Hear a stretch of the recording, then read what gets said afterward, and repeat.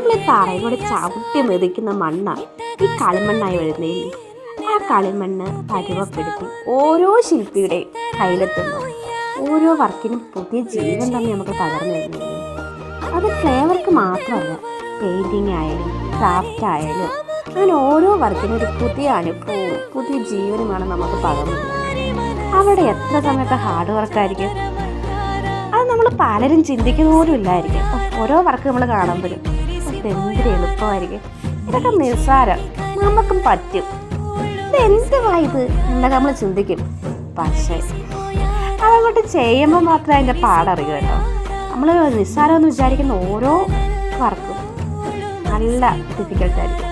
നമുക്ക് ചെയ്യുമ്പോൾ മാത്രമേ നമുക്ക് മനസ്സിലാവൂ കേട്ടോ.